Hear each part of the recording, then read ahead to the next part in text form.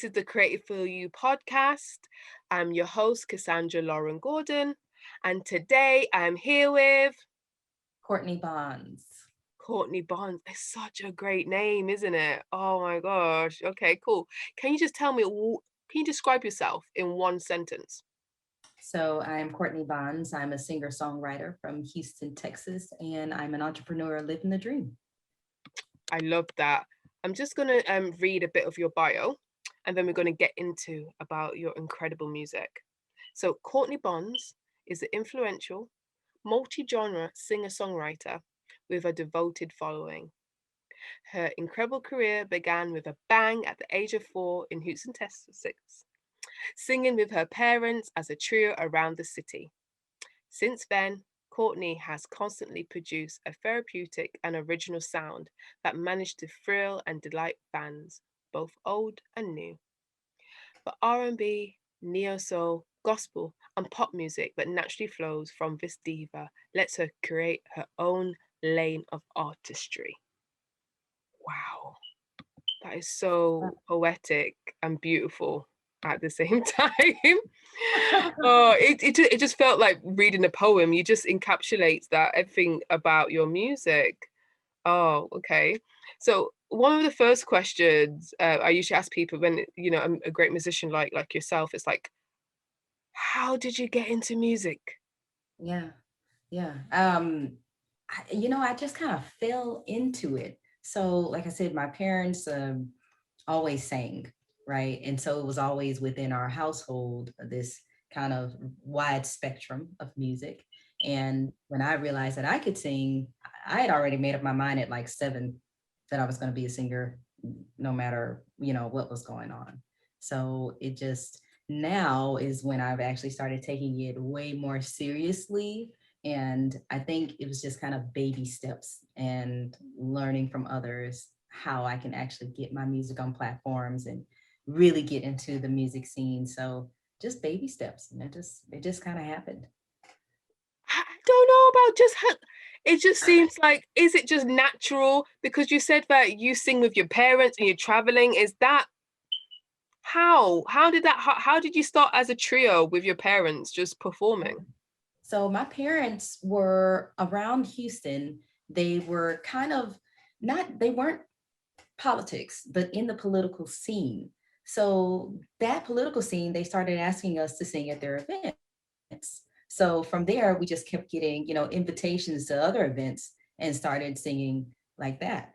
So that obviously gave me a boost of confidence to say, yes, okay, I'm singing with my parents. And I was also doing like solos at church when I was a child and things like that. And they were on the praise team. So I think it's always been a very easy career path in that sense, because not only was I passionate about it, but I felt like I was already good at it at some point, when I was little. So yeah, I feel like I was walking into my purpose in a sense. Wow, okay. I feel a bit of envy for someone at a young age to know your purpose and have that type of meaning. I'm in my 30s and I'm still looking for that sometimes. So it just seems like, self-assured, but you know what was the roadmap to get you are today and and beyond. But I just want to just go back with your parents, right? Okay. What made your parents say, right, me, you, we're gonna all sing together? I'm just trying to understand that because I don't really come from a musical family, just for Okay. the viewers and for the listeners. Yeah, I think that they had already had dreams of singing. So I think they just wanted to take me under their wings and encourage me to do so. So they were pretty much my first vocal coaches, telling me how to breathe, how to, pronunciate, where I should go kind of loud on these notes or softer in these notes and how I can get to them. So they were really my mentors in that sense. And, uh, I think it was probably just an easy discussion to say, we can all sing. So let's get Because together. because I'm sure your mom and dad is not going to be like, if you can't sing, we don't want to make a fool of, we don't want shame in the family. So I'm sure they would have been so confident not to put their reputation on the line in these Yeah. circles. if you could not sing. So if your parents don't support you, I don't Yeah. know what can give you that vote of confidence. Okay. Yeah, Okay. So that's it. going a little bit with your journey, it's interesting that you see your music as therapeutic. Could you expand on that? So actually, to be really honest with you, that was more so feedback that I've gotten over the years about the tone of my voice. Oh, So, I've always been like, you know, um, I'm not this huge powerhouse screaming, screaming in the best way, type of singer. That's just never been my style. And that's not like the tone of my voice. So over the years, every time that I sing, whether it's, without background music, with music, whatever, I always get, oh, your voice is so peaceful. It's so calming. It's so therapeutic. So that was, the feedback that I got from people. And it was also one of those things where it was like a full circle self-realization where you go, oh, maybe I do sound like that. Or maybe this is what I bring to people. So it's that acknowledgement and saying, yes, it is therapeutic. It's soothing. My voice, the description of my voice. So yeah, that's how we got there. I saw you got that. Is there any other word you would describe your music? I would say that it's fun and can be almost whimsical in a sense. Okay. Almost. I don't want to be too whimsical. I'm not, it's not a musical, you know. Hey, oh, But it's interesting. I feel like even the song Yours takes a few twists and turns, within there with the melodies and the storytelling of it all. So yeah, that's how I would describe it. oh yeah, I was going to ask you, thank you for doing that. It's great. I'm going to great segue. It's like I was going to ask you about your creative process because not a lot of people in this day and age write their songs. Being a singer-songwriter from experience, I'm not a singer, but I think when I was 13, I thought I could write songs. I look at them now, I'm just like, what was I thinking? It's really Mhm. hard. And also to get the melodies and actually to sing it and to produce it, it is such a talent. So can you take us through the process of how you got to the concept of writing a song and, making it into reality? Yeah, of yours specifically. Yeah, That was all right, let's try with yours. Yeah.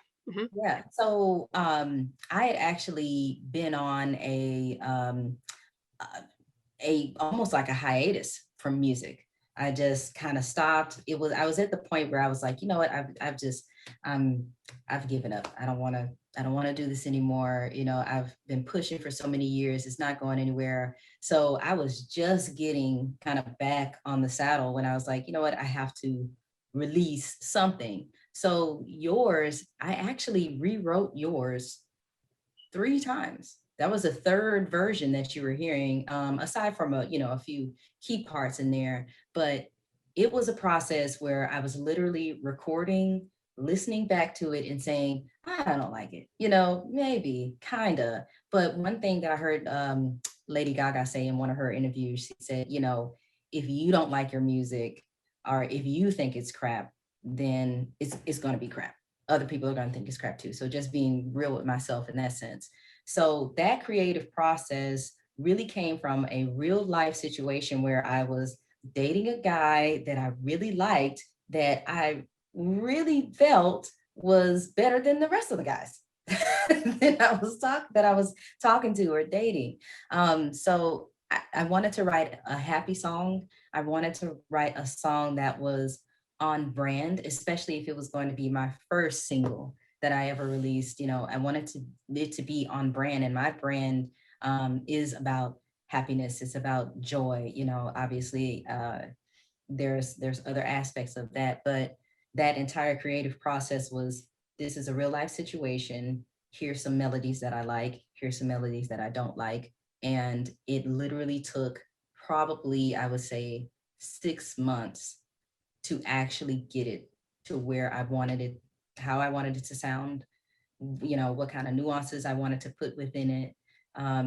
So it was a very long process, but we finally got it right after those 6 months and was able to release that first single.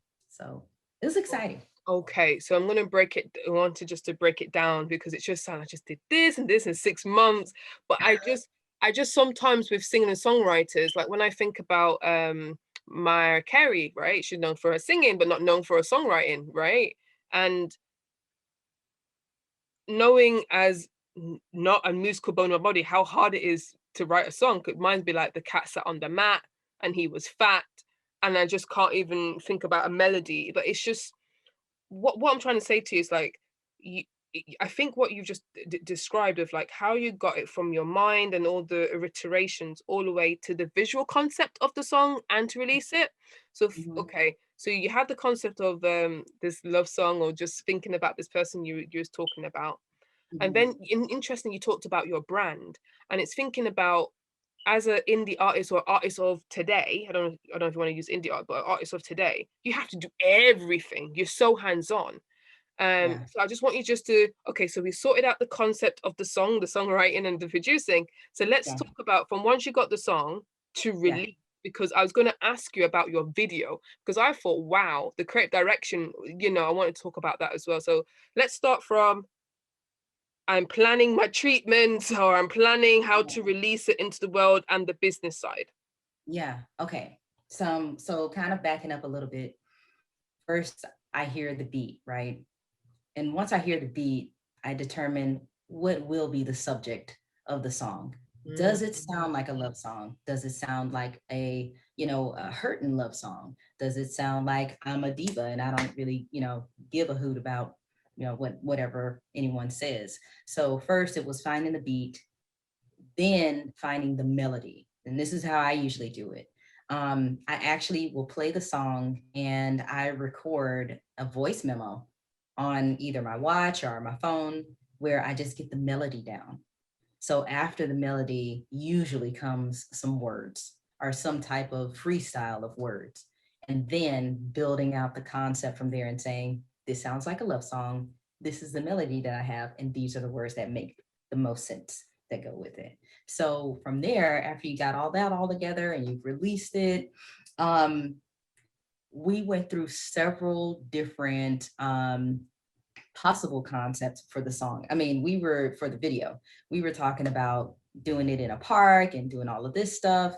And when it kind of came down to it, I said, we did not have a solid treatment for the video. So I had to sit down one day and for like maybe 4 or 5 hours, I was doing this treatment. The treatment came out to like 8 or 9 pages long of specifically what we were going to do for this video, because initially we shot some scenes and the finished project just wasn't where I wanted it to be. So it was actually one of these things where we had to go back and say, we need to hype it up a little bit more. We need more outfits. We need more people. We need more locations. We need more of a storyline within this. So it became a very, very a larger process than I initially thought it was going to be. And also way more people got involved than I initially thought was going to be involved. It was 4 of us at first trying to do an entire video. I mean, by the time it was said and done, I think there was like 11 people there What? on the scene. Yeah. Yeah. Getting this thing done. Yeah. Yeah. It was a Mind lot. blowing. It was a lot, but I needed the help. And I thank those people So when for you that say help. help, is it the technical expertise or?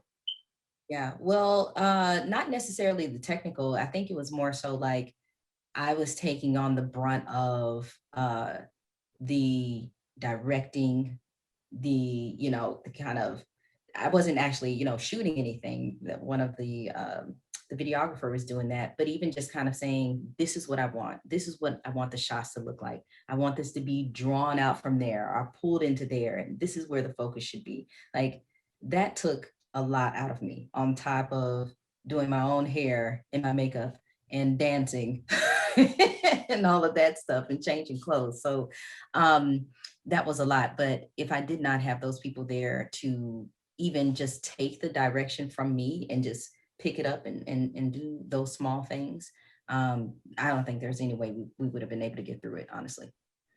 Okay, because in your yours video, there's a lot of things that strike me. I love the fashions. I was Yeah. very, because I feel like you put a lot of effort into your fashions, um, and the set design. And I thought, oh, that's quite creative.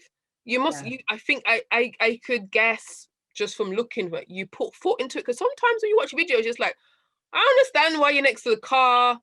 I don't Yeah. understand why you're doing that. I don't understand why you're wearing that. I'm not, it doesn't make sense. It's just a video, just lump things together. But it just obviously I can see that there was a golden thread going through the video and your set design. How did Yeah. you for the different shots? Could you walk me through that as a creative? How did you Yeah. decide that? How did you make it so simple but very effective? Yeah. Actually, so it was actually a combination of things. So we had already shot, one day. So now we're going into day two, which means a bigger budget, which means more time, more people, all of this stuff. So we have to, stay within these almost frames and still be as creative as possible. So I found a studio in Houston, a Black-owned studio, Sandman Studios. And when I found them, I saw one room and I said, oh, this is great. They have this ginormous room, but they literally had like 5 or 6 different rooms within this one studio.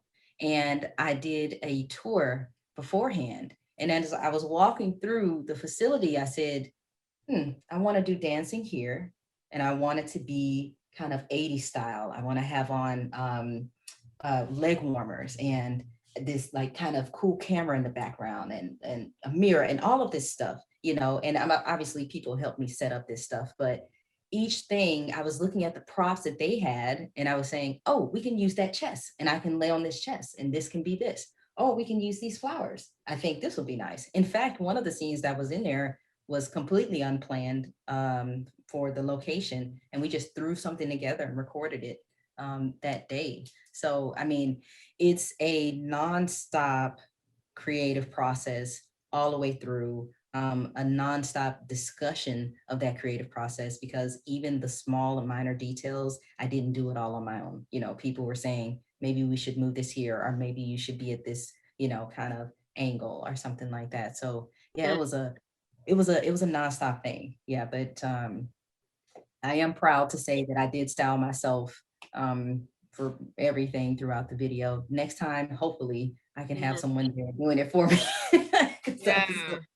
yeah, but no, So I it's guess great. like you learn from that, and then that will help you with less thinking time until your next project. Mhm, Ah, mhm. okay. But I just thought there was a lot of thought into it, because sometimes you watch music videos and just like, oh, why? Yeah. Why did they do that? And you can sense the care. And as I said, I'm interested in the fashion because I am like a jeweler. So how did you style, or did someone help you with the styling? I styled everything. I styled everything. And I knew that I wanted something colorful. Mm, That's all I kind of knew. And part of it was, oh, well, I kind of look good in bodysuits. And then the second part of it was, what's a colorful bodysuit that I could wear? So that's kind of where that came from. I wanted something, I knew I wanted it colorful. I knew I wanted it sexy. I knew I wanted something to move in. So those were like the 3 factors that I was working with. And then beyond there, there was a few changes to the hair, a few changes to the makeup, just to kind of keep that concept going. Yeah, but I am proud to say that I styled it. And I do want to say that I appreciate you acknowledging that there was a lot of care and thought put into this video. For it to be my first video, I think we really, really hit it off. Like, and I kept telling everyone, as this thing was getting bigger and bigger, as we're growing it out and and I'm adding more clothes and more locations and more time. I'm saying, this is my first video. And if I'm going to come out, I want to come out with a bang, because in 5 years from now, when people look at this thing, I don't want them to say, oh, it's okay. I want them to say, this is great. This is great for a first video. They put a lot of time and work into this. I mean, that's what I wanted. And that's what the passion that drove me to put all of those details into that project. Yeah, because I think that's what, because obviously I don't know, I'm gonna be honest, I don't know where I found your music, because I think I before on camera on this podcast, I was like, I just want to look for great music, and I came across you off the internet, and I just wanted to connect with you and vibe with you. And then when I looked on your YouTube channel to see the visuals and what you do on your YouTube channel, I thought, okay, when you said entrepreneur and brand, that all ties in, and I feel like, okay, this is well put together, this is very intentional and purposeful. And there's probably people who are interviewing the podcast or people are listening. It's like, oh, I might not be a creative director or art director, or I don't know how to do this, or I'm a one woman band or I'm one man band. So I just want you to just go into it a little bit about how do you what's the word, how do you create your image and your brand, being like an independent artist. Yeah, yeah. I think first it's a matter of, and one of my good producer friends, his name is KT Got Beats. He sent me a list of questions about who I am as an artist, asking me who I am as an artist. So I think sitting down and writing down, this is who I am, outside of, like the common things like this is what I want my stage name to be, blah, blah, blah. We know all of that. What do you stand for? What is your mission? What is your vision? So I think moving yourself from I'm just an artist to I'm a small business is what is going to matter. That's the major change. And that's when you start thinking of yourself as this brand instead of just this one person. So I think if people get to that point where they're kind of stopped and they're saying, I don't really know what to do, start with the simple stuff. What are your brand colors going to be? Do you even have a logo? Do you want a logo? Do you have a business? Do you want a business? What does it stand for? What do you stand for? What are your values? So once you get those things into place, everything else is gonna fall right into it. Thank you. 'Cause I was going to ask you about one of the YouTube videos about you give advice to independent artists about how to, succeed. And I thought, wow, that is so, sometimes people don't like to tell things. And I don't understand that. And just talking from a jeweler's perspective, in the UK, it's really hard to know the business.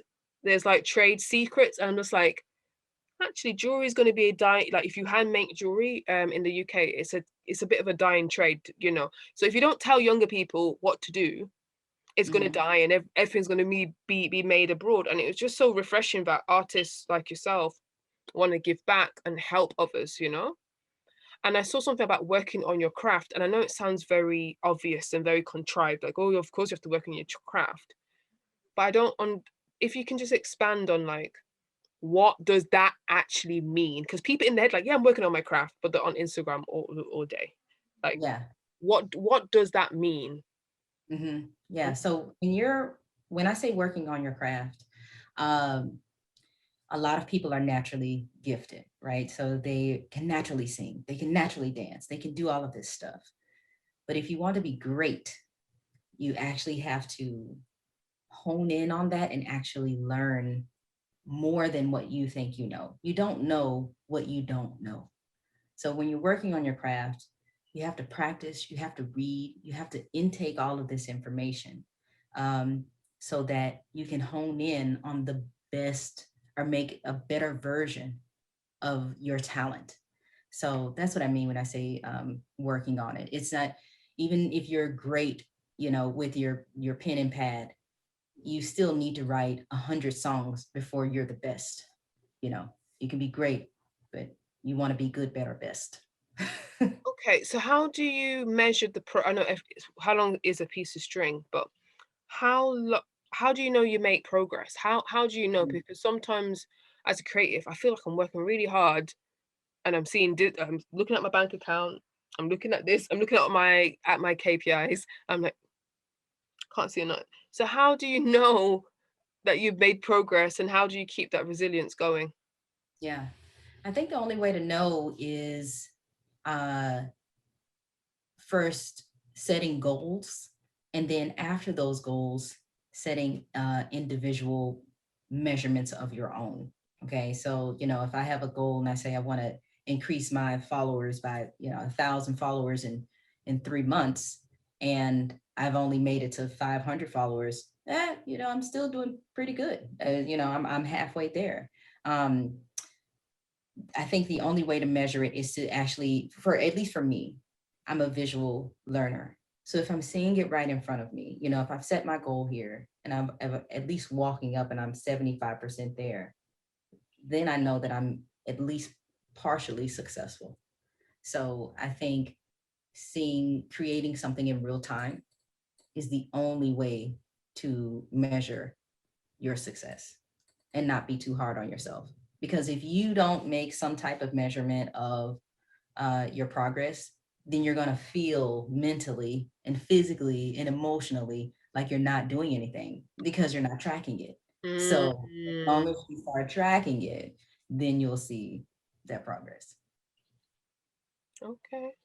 Okay. Yeah. No, I'm just reflecting on myself. It's like yeah, it's making them into more digestible kind of chunks, because sometimes as an artist I feel like I want this, and I do my vision boards and I do stuff, but sometimes I don't break them down into like weekly like things or monthly things.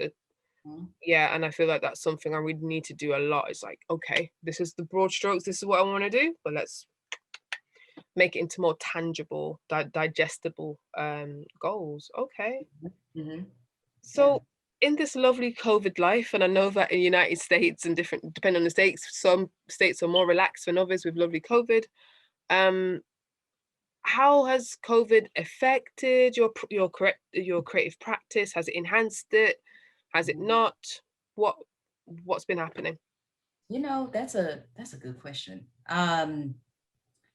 I have good and bad days with this COVID thing. You know what I mean? Like just some days I'm really up and I'm excited, to be this great entrepreneur and to be working on my music and all this stuff. Other days it's like, oh God, I suck.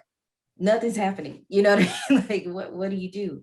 Um, However, I do think it has not only temporarily allowed us to refocus on what matters the most, I think it has permanently changed us in that sense. Because I have, these nieces and nephews that I, for a long time, did not see. I just was seeing them on video. And even though they're so close, they just felt so far. So I think there is good and bad that came out of this. But for me personally, it was good for me because it gave me a chance to actually pause and say, you know what, I care about this music more than I was previously allowing myself to. So it allowed me to get back with my first love. Oh, that sounds so heartwarming. I think a lot of people share your sentiment about that. And but I'm just thinking about performance wise, as a musician, how has how's COVID affected or enhanced your practice? Yeah, and it's affected it for sure. So before all of this COVID stuff happening, I was still singing around Houston or wherever else I could sing, but I was mostly doing cover songs. So when COVID hit, I was able to record my own songs, get them out on platforms. So now I actually have something original to present to someone. So I feel like it was, I'm not going to say a blessing in disguise, but I feel like there's some positivity that came out of this for me. Yeah, but it certainly has affected it, but it's opened more doors for me to do things like this with you, especially with someone overseas. This is my first time doing that. But with really using the internet to my advantage and saying, I can do more interviews, I can do more podcasts, I can do more this, more that, because now I actually have the time since I'm not out there performing at the moment. And I feel like I'm gonna, get there pretty soon with the vaccinations and stuff coming around, but I'm still not overly anxious. to go through that yet. Yeah, I'm just waiting and seeing what's happening. I'm like, Yeah. you guys do it, and then I will wait, and then I'll see. I'm not anti-vaccination before anyone come for me. I just want to just wait and see. That's it. Yes. That's good. Okay. Okay, so I should have asked you this before, but I'm going back a little bit. But it's interesting about the makeup. Okay, how can I say this? Since I'm putting myself out on social media a lot now, Mm. I have to do the makeup. I've got bare minimum makeup right now. I've just got a bit of lipstick just to make the effort. I didn't want to come in like I just had to.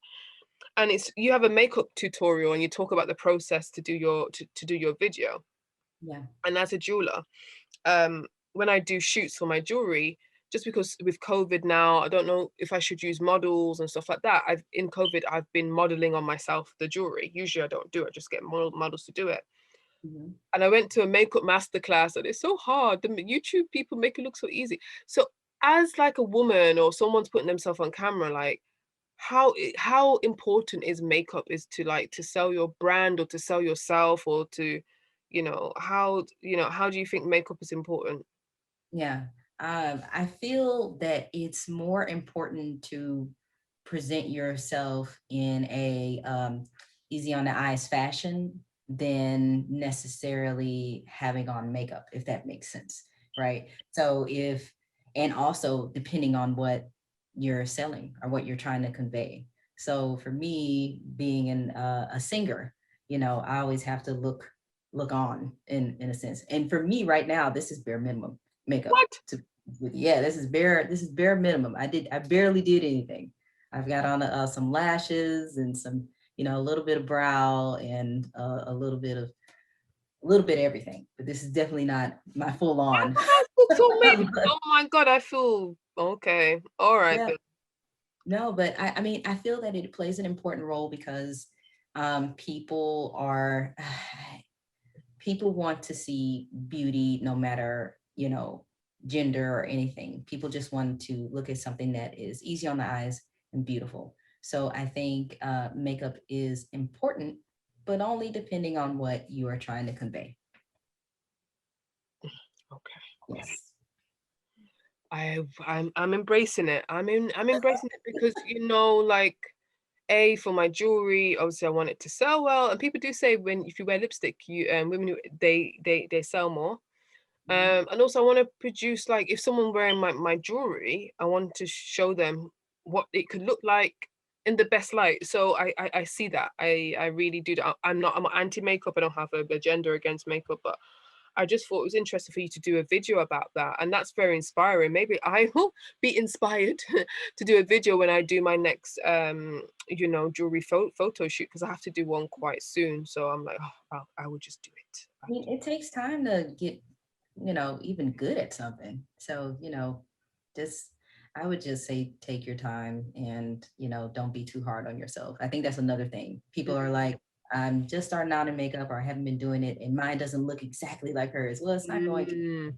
Don't know yet what you're supposed to be doing to look like that. So it takes a few years, to be honest. Yeah. Okay, it's okay. So, just doing it for a couple of months. I got a lot to go. Yes. I got a lot to go. Yeah. Okay. Going back to your music and, standing out, part of your brand, how do you make sure like your sound sounds original? Ah, ah, I don't. I Okay. don't. And here's the thing. The reason why I say that is because it's not something that is where when I'm creating, I'm saying to myself, it has to sound original. It has to. Mm. Um, it's more so kind of like, this is what I believe is going to work, and this is what you guys are going to get. And I even said this to a few of my friends because I released my second single like that in January, like that type of way. And they were saying, well, it sounds a little bit different. I said, well, when you only have two songs out as an artist, only the people can only compare two songs. But as I start releasing more music, people are going to be able to hear that this is her style and this is what I'm going to expect from her. So for me, it's just, I just want to make good music. And, I don't want to sound braggadocious, but I do believe that the music that I create and show to the world does sound original in its melody and how it flows. So yeah, I don't put too much emphasis on trying to sound different. I just feel like I am. No. Well, that's it sounds no, it sounds good. It sounds good. I'm just reflecting as a as a jewelry artist, and I'm just like I'm always trying to think because sometimes like a hoop is a hoop, and I'm just like Right. okay, how do I make it more interesting sometimes? Mhm, Because there's 10 million hoops, right? mhm. In this day and age, when I listen to mainstream music, it just sounds a lot is the same, and it's just so refreshing to hear something to me very, very different and very authentic, and with stories telling than just rhyming words, or it has a dope beat, and you're just like, yeah, it sounds nice, like vibe music, you know. Yeah. Yeah, Um, yeah, yeah. so yeah, it's really good to hear. Yeah, it's just really good to hear, to be honest. Awesome. I'm just also thinking, like, instead of you just having an because I'm getting into YouTube more now. I've done on and off YouTube for 3 years, not as consistent as you, so I'm learning. But why did you expand and just not just doing, the typical, right, just gonna do music? Why have you expand into a little bit more, Yeah. more subjects? Well, first I wanted to Mm, share my knowledge with people. okay. That's the first thing.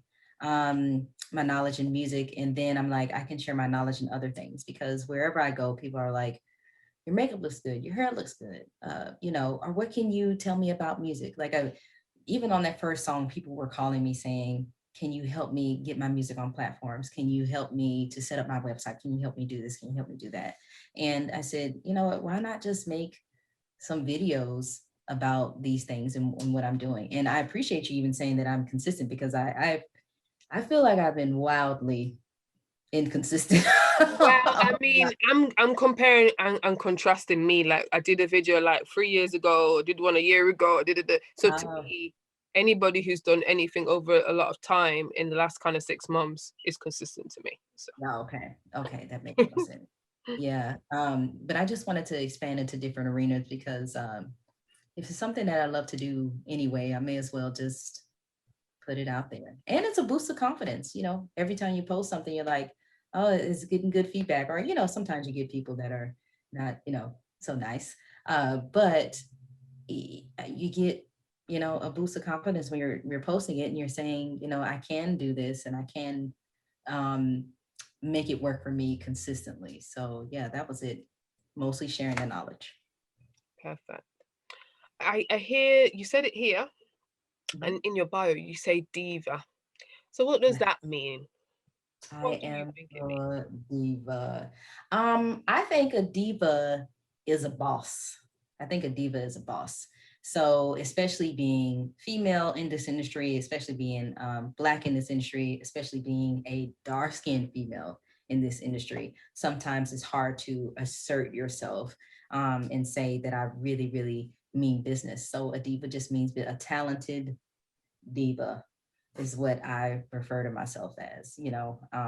I don't, it's not like an arrogant statement or anything like that. It's just that I grew up listening to those divas and modeling myself after Mariah Carey and Whitney Houston and Beyonce. And I feel like I'm part of that kind of lineage in a sense, in that kind of musical group where when I'm stepping on the scene, I'm really, really stepping on, and it's going to be big, it's going to be grand, it's going to be overtly feminine and bold, So, yeah, that's what I mean when I say I'm a diva.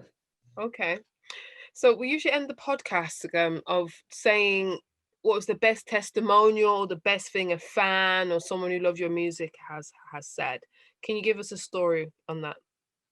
The best thing that someone has said to me about my music. Wow, that's a very good question. I would have to say that at one point I was feeling really down, like I said, and I wasn't exactly sure which way to go and which direction to go with my music. And someone said to me that, and I was also concerned about, me being, me waiting too long and being missing for so long out of the music scene. And someone said to me that, and I also said it to myself, if you start to give up now, and if you don't pursue it now, no matter what age you are, no matter where you are in your career and in your life, then it probably wasn't meant for you anyway. Wow. So just riding on the concept of that and picking up myself again and saying, I have to do this, no matter what, no matter what anyone says, or no matter what trials come, I think is the best thing. So just knowing that passion, that even that little small voice that lives within me to pick me up and drive me again and revive that, I mean, was probably the best decision that I ever made to move forward. Yeah. It's deep. That is deep. Okay. Okay. We'll leave it on that. Let people to ponder. But where can people find your lovely music? Tell Yes. the viewers, tell the listeners, where can we connect with you? Yes, you can find me on Instagram, Twitter, TikTok, YouTube under Love Courtney Bonds, LOVE Courtney BONDS. And all of my music is on all platforms, Spotify, Apple Music, Tidal, wherever you are listening under Courtney Bonds. I have 2 singles out, Yours and Like That Type of Way. And I have a music video, Yours, on YouTube. So please be sure to check it out. Great. And you do have a lyric video as well. So that's fast. That's a lyric video for, okay, great. Okay, so it's been a great pleasure. This is the Creative For You podcast with your host, Cassandra Lauren Gordon, and with Courtney Bonds. Peace out. Thank you.